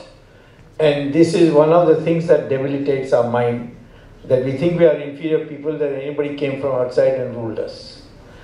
As far as the future is concerned, as long as we are democratic and we study the modern warfare, how did we lose? We never lost till Ghori won against Prithviraj. Till that time we bashed them all up. Because Ghori was educated by Jaichand in his 7th, 5th, whatever, I don't know how many times he came. He lost each time, apologized each time, and then again came again, breaking his promise. But the final time he was, because Jaichand was thirsting for revenge from his son-in-law, who was mocking him all the time. And so he educated him that if you come and attack at 3 a.m. in the morning, you will win. And after that, you go through the agricultural fields, because Hindus had 2 rules. No war before the sun rises. No war after the sun sets. And in the morning, soldiers used to have their bath and do the other ablutions and then go for the war. And at night they used to come back and sleep. So he attacked at 3 a.m. when they were all in their baths or in the bathrooms. That's how his first victory came. And then subsequently it was followed. So we didn't know the warfare methods which the others could use against us. So we have to learn how to do it. And that's why today we are taking precaution.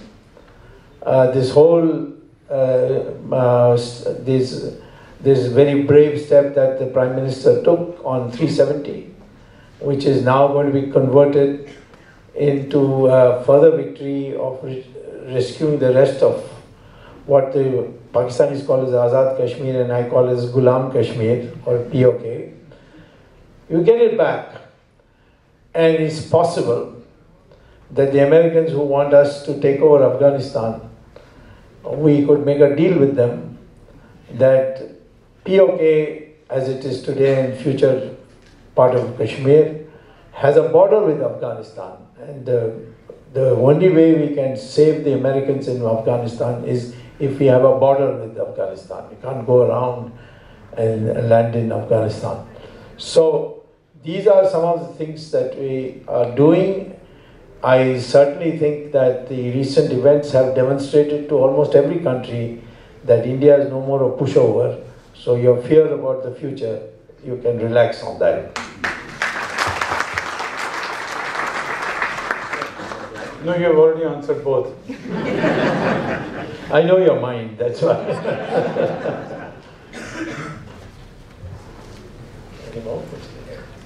For Swamy sir, as we are facing the economic slowdown, and most of the unemployment is faced by an engineer, and by luck I am also an engineer.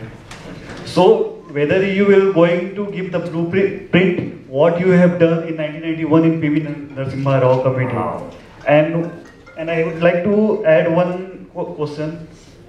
As I was hoping on 13th of May that you will be taken as an oath as a finance minister, yes. but it was not done. So, as you are very straightforward in every matter, that was the reason that you were not in the present cabinet. But you want me to change and become a crooked? No, you see, question politician too. And Modi has a justified reason in keeping me out. I'm no grievance because I'm enjoying life, also doing other things, which is also a public work. I think the way he runs the cabinet, he will have a problem if I'm there. Unless there's a major crisis and there's nobody else who can fix it, then he himself will call me up because we are, despite all that, we are still very good friends. I've known him since 1972. So, therefore, and I've been a cabinet minister with Chandrasekhar, I've been a cabinet minister with Narasimha Rao, and the opinion is that I dominate the cabinet. In fact, in case of Chandrasekhar, he had no patience for details, so he used to say, Swami, kya ho raha hai, batao. So, literally, I ran the cabinet. And that has actually created a prejudice against me that this fellow will come, he'll listen to nobody, and he will just take over. Now, I can't remove that fear if you have it in the mind. So, if there's a crisis, it will happen, and as Krishna says, whatever is the good result, I will decide. So please, I'll appeal to him to fix this problem. I think we have a very serious problem. It's an all-round collapse, and but it's rectifiable, like in 1991. 1991, when I first took over, Chandrasekhar told me we have to default on foreign exchange payments. And I had no idea. I mean, where are we going to get the money if we are going to stop? Default means ruining our reputation completely. But luckily, the American ambassador dropped into my office and he said, if I could recommend to the Prime Minister, and the Prime Minister has asked him to meet me, that the Americans are going to war, the first Gulf War, 1991. We are going to war over Saddam Hussein's capture of Iraq, of Kuwait. And we have a problem because many of our planes are in Philippines and we want them to fly to Saudi Arabia and then on to Kuwait. So they have to refuel.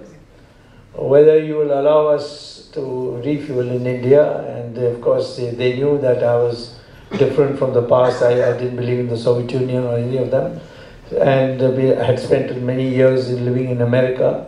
So they said, because of the new government, will you agree? So then the idea struck me. I asked them, how much will you pay us? He says, 3 times the landing charges you pay to commercial aircrafts, we'll pay you. I said, this is peanuts to change policy, you want this thing. So how much so he asked me, how much do you want? So I said, I want $2 billion, which is what our shortage was. They haggled for some time, but they found there was no other way. I said, you can't do it, go home, because I'm not doing it. So they paid us $2 billion. And that gave us the chance. Second, Mr. Narasimha Rao came successor. His biography written by one of your colleagues, Sitapati, he records that Narasimha Rao came to my house, picked me up and took me, after he had been sworn, asked to form a government, he hadn't been sworn in. He told me, where are all the blueprints you have prepared? and I gave it to him. He asked me to join his government. I said I'm ready, but he said one condition, you have to join Congress party. That was difficult for me to do because I always believe Congress party is a family property. You don't mind saying that. So I told Narasimha Rao, you're also a tenant. One of these days you'll be thrown out. So I will be available to you. Then he gave me a minister rank position to look after WTO matters and so on, and then started consulting me. I had already, as a Minister of Commerce and Law, when Chandrasekhar brought Manmohan Singh back from Geneva. He had gone away in disgust and settled down in Geneva. So I brought him back. And Manmohan Singh was a very competent finance minister, but a most incompetent prime minister. Because he was not allowed to function. And he was too much of a gentleman to assert himself. But we did simple things. I told Narasimha Rao, the problem in our country is that we promise something, people don't believe it because the delivery is so late. So do something which has immediate consequence. Why I am saying abolish income tax? Because tomorrow you will know it. I will send the CRP and lock up all the Indraprastha estate income tax offices, put a lock on all of them and say go home and sit there, your salary will come. These are things which will be immediately effective. When you say something, it will happen over filter down process, this, that, all that, people will no more believe. So I said do something. And I must say to his credit, he one blow, he knocked off all import licensing, controls, everything overnight. Those days we could not get a motor car unless we waited for 3 years.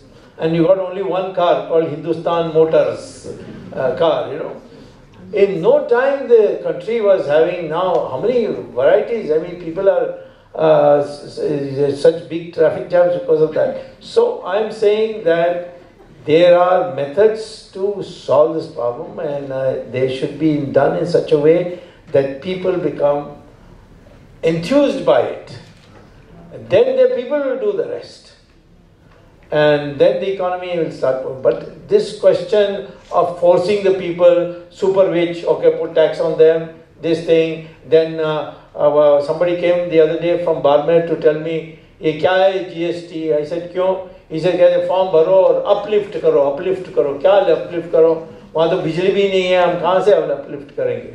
So these are, so you simplify the system, you will see the Indian people, they themselves will set the economy back into action, into a 10% growth rate.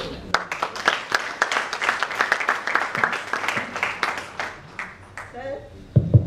I think... Sir, one simple question. What tradition should be guarded for the betterment and good of the country? And secondly, when doctor said that Gurukul system, should we go back to the Gurukul system? No, he didn't say Most that. Most of the people sitting are from the public schools. No, Gurukul system is basically a set of students. So you can have general classes like we have today, but then in America they have Gurukul system that way. When I first went there as a student, I used to attend large classes. And then a professor was assigned to me who had no more than 5 or 6 people. And he would meet us after 4 o'clock and have tea and discuss and then, prepare your mind to think afresh. So that's what he meant by Gurukul system. But you had another question. What was that? What the Gurukul system? What is it? Social tradition. Well, first of all, men and women should become equal. And that is old tradition. That is going back to old tradition. I tell people that when Brahma was constituting his cabinet, he gave all the important portfolios to women. You see, defense is with Durga, finance is with Lakshmi, education is with Saraswati. I asked somebody, didn't any male god get portfolio? He said one portfolio was given information broadcasting to Narad Muni.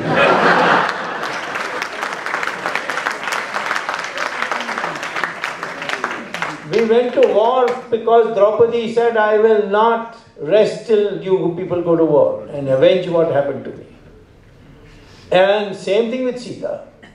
Because Hanuman went to Ashok Vatika and said, Ram is grieving for you, sit on my back and I'll take you to Ram. She said, no, there's so many women here, I can't leave them and go. Ram must come and kill Ravan. So women were obstinate, but they were regarded as equal.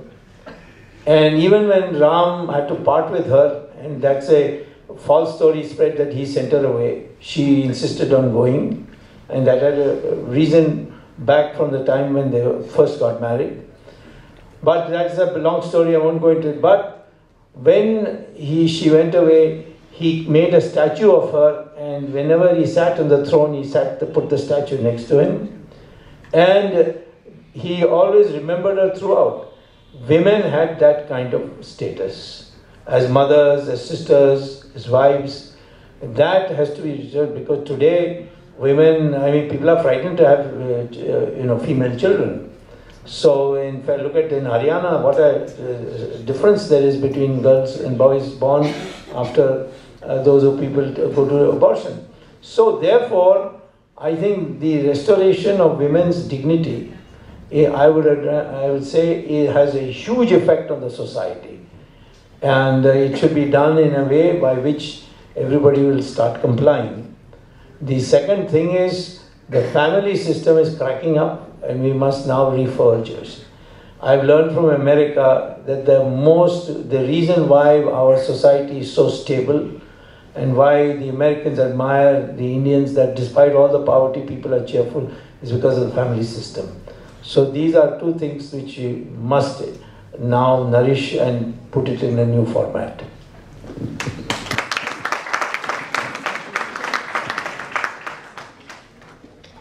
I don't think we have time for any more questions. Sorry. Before we conclude, we must thank our guest panelists for taking out their precious time and imparting great wisdom on us. Thank you, sirs. The replies and thank you. Our many thanks to the trustees of the Indian Youth Economic Association for their constant support, and the patron families of the IYEA, without whose support this event would not be possible. It is imperative that I recognize the team that has been working on this event since the very beginning. That includes Ms. Ambika Pandey, Mr. Aman Agarwal, Ms. Riya Mathur. Could you please have a huge round of applause? And last but not the least, though I'm not one to have strong affinity for the not so rare species called the younger sibling, but indeed it was a younger sibling, I'm reminded, who rode Arjuna into battle and chopped the nose of the demoness. So credit where it is due, because perhaps this is the first time that I, as president of the Indian Youth Economic Association, do not feel hesitant to admit that I have not contributed anything to the conceptualizing or the organizing of an event. And the entirety of the credit of tonight's event goes to Mr. Satya Sabharwal.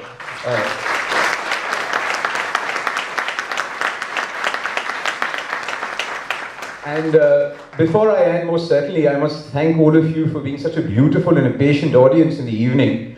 And I'm reminded of Ustad Nusrat Fateh Ali Khan Saab's words, and as we call this evening to an end, ऐसे बादल तो फिर भी आएंगे मगर ऐसी बरसात फिर नहीं होगी. Thank you so much. God bless and good night.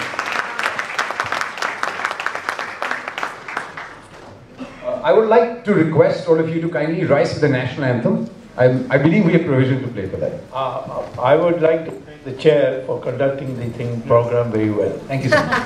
Thank you.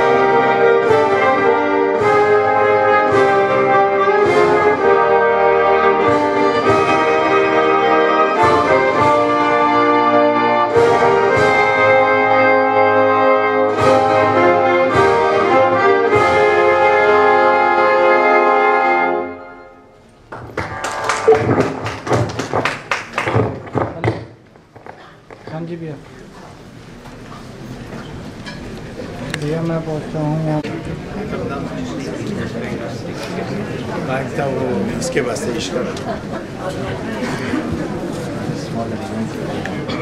You want me to say something?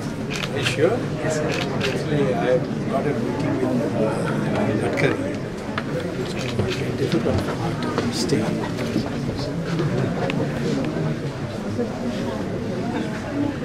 Okay, thank you, sir. Hello, how are you? Excuse me. Yeah, excuse me.